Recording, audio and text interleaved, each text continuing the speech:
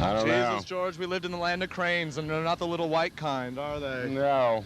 Oh, God, it's worse than I even imagined it would ever be. We've got part 2 in our political segment. We're going to have Andrew Delaplane talking to Neeson Kasdan. We're going to have Charles Schaub again talking to Warren Stamm. And you know what? They talk a lot about development. And this is what's happened so far. So let's see what they have to say for what the future is going to bring us. On this very fragile billion-dollar sandbar.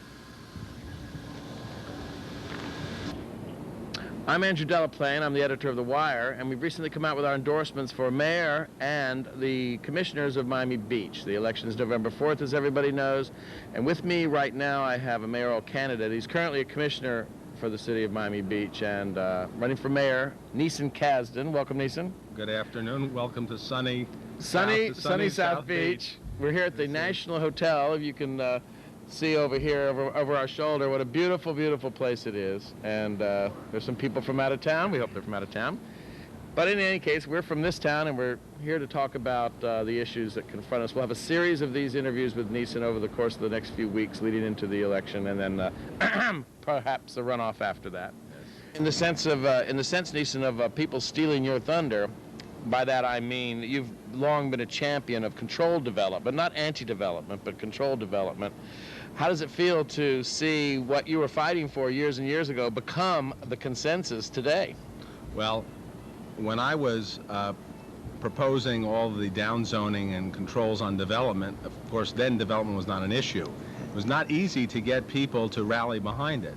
One of the great things about overdevelopment becoming an issue today, yes, a lot of people are using it as opportunists, but by the same token, there's such a great public debate that there's a lot of impetus behind new proposals to control height limits, reduce floor area ratio further, like we attempted to do before. Mm-hmm. And so I take the good from it, which is that the public is now engaged in this debate and discussion and fully supportive, and other people on the commission are going to follow my lead in continuing forward with downzoning proposals and proposals to control development. Now, all of a sudden, it's everybody's saying development. Everybody's saying development. But the towers are getting higher. Well, there was a difference. I was working to fight over development before it became an issue. Now that it's an issue, everyone's fighting over development. And that's the key difference, of course, in the mayor's race between the two major candidates. Right. I mean, I have a 17-year record of fighting over development. My main opponent has been the leading proponent of development. That would be David Pearlson. Yes, that would be the one and the same. We can say his name as long as we don't vote for him.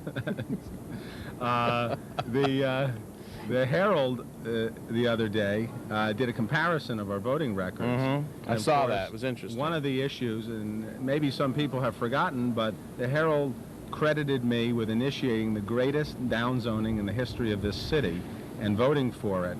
Mr. Pearlson opposed it and voted for a weaker version. Right.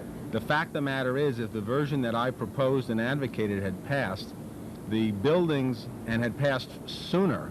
You know, there was a lot of resistance on the commission and the administration. Sure, I remember it well. The buildings you see coming up today would be much, much smaller, 20 to 30% smaller. Like the big blue and green diamond and all that stuff?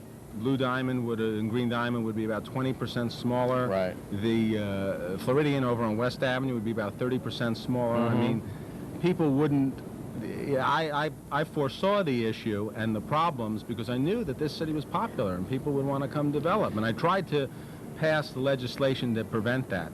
We accomplished some, but there's still more to do. Do you think that after Barbara Capitman, along with her many allies, including yourself, after the Art Deco district was made the sacrosanct thing, that the powers that be figured, okay, well, we'll give them the Art Deco district, but the rest of it, on either side of it, let's do whatever we want?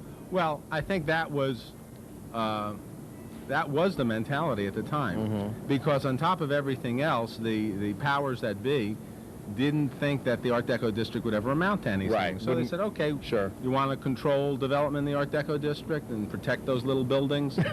Those little things. We'll let you do it. You know, let us alone to play our own games.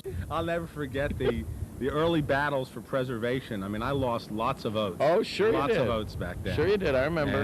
And by the way, the same people who are opposing me today were the people who were opposing me 15 years ago. That's right. They've but Do you feel like you're on the right track all along? I always feel like. Doesn't it justify the fight years ago that what you're seeing now what you were fighting, battles that you won and lost, is now the consensus?